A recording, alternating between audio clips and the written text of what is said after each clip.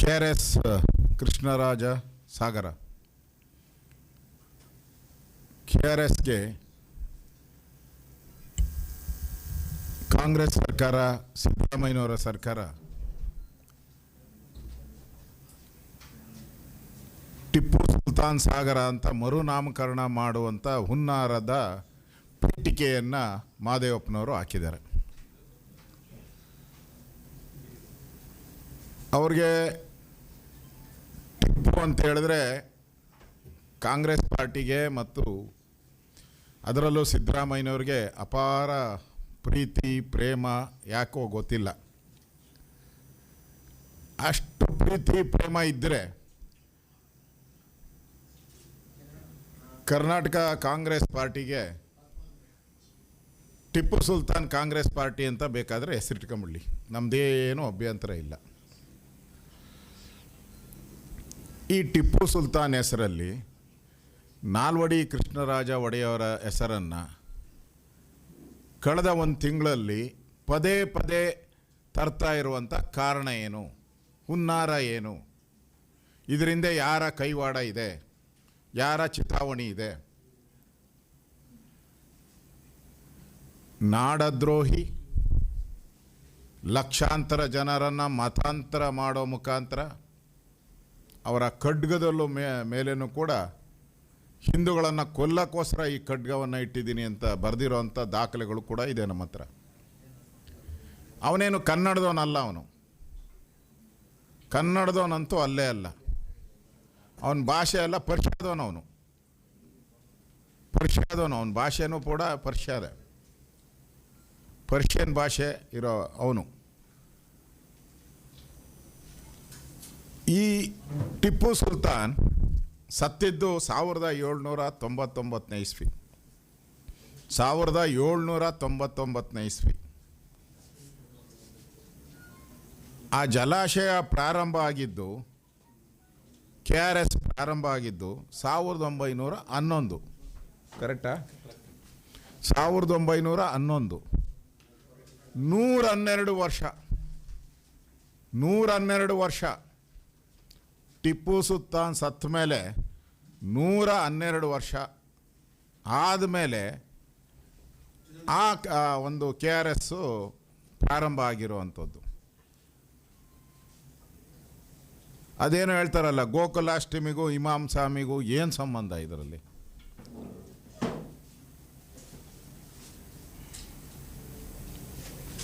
ಈಗ ಹೊಸದಾಗಿ ಅಲ್ಲೊಂದು ಕಲ್ಲಿದೆ ಅಂಥೇಳಿ ಮಾಧ್ಯಮದ ಸ್ನೇಹಿತರು ಹೋಗಿ ಬಂದಿದ್ದೀರಾ ಅನಿಸುತ್ತೆ ಬೆಳಗ್ಗೆ. ಅದರಲ್ಲಿ ಪರ್ಷಿಯನ್ ಭಾಷೆಯಲ್ಲೂ ಇದೆ, ಇಂಗ್ಲೀಷಲ್ಲೂ ಇದೆ, ಕನ್ನಡದಲ್ಲೂ ಇದೆ. ನನಗೆ ಗೊತ್ತಿಲ್ಲ 1799ರಲ್ಲಿ ಯಾವ ಕನ್ನಡ ಇತ್ತು? ಅವತ್ತಿದ್ದಿದ್ದು ಪೂರ್ತಿ ಹಳೆಗನ್ನಡ.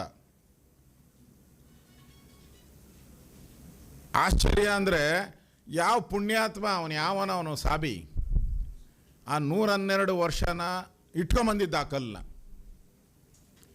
112 ವರ್ಷ ಎಲ್ಲಿ ಪ್ರಿಸರ್ವ್ ಆಗಿತ್ತು?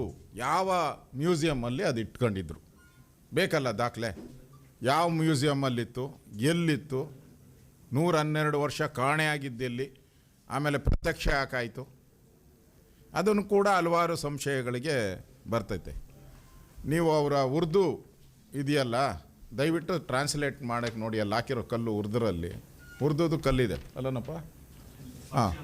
ಪರ್ಷಿಯನ್. ಸಾರಿ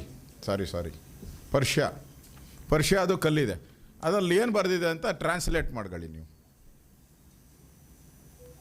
ಏನು ಬರೆದಿದೆ ಅಂತ ಟ್ರಾನ್ಸ್ಲೇಟ್ ಮಾಡಿ.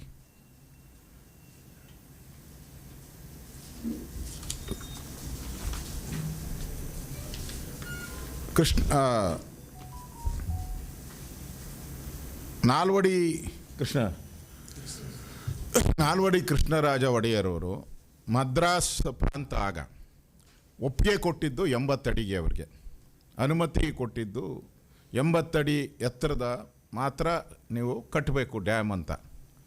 ಆದರೆ ಮಹಾರಾಜರು ಅದನ್ನು 124 ಅಡಿ ಎತ್ತರಕ್ಕೆ ಕಟ್ಟಿದ್ರು.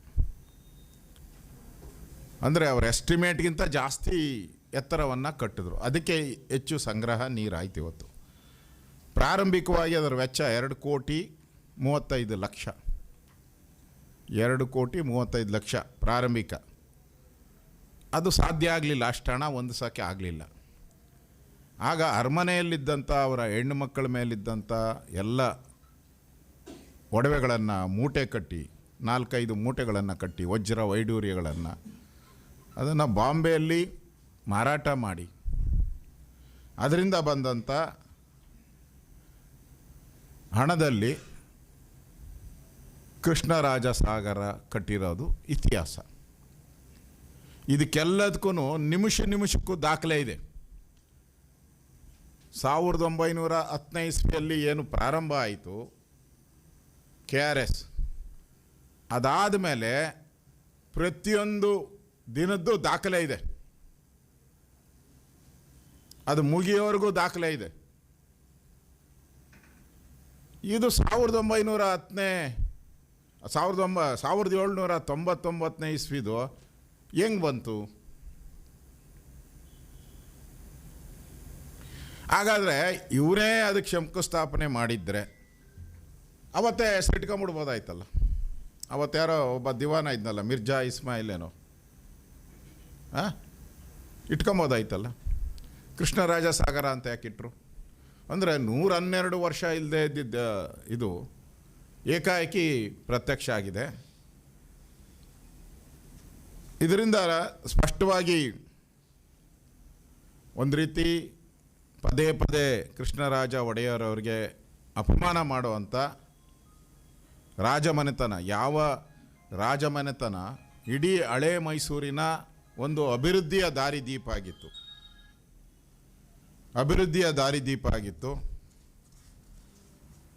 ಭದ್ರಾವತಿ ಉಕ್ಕಿನ ಕಾರ್ಖಾನೆ ಕಟ್ಟಿದ್ದು, ಮೈಸೂರು ಸ್ಯಾಂಡಲ್ ಸೋಪ್,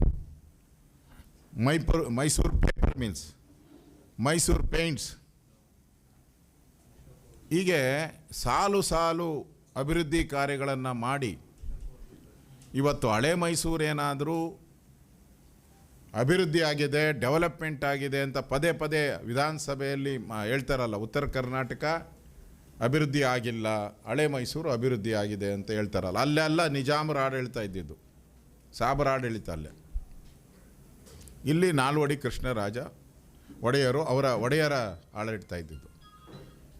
ಇದರಿಂದ ಹಳೆ ಮೈಸೂರು ಇವತ್ತು ಕೈಗಾರಿಕಾ ದೃಷ್ಟಿಯಿಂದ ಅಭಿವೃದ್ಧಿಯಾಗಿದೆ. ನೀರಾವರಿಯಲ್ಲಿ ರೈತರ ಜೀವನಾಡಿಯಾಗಿದೆ.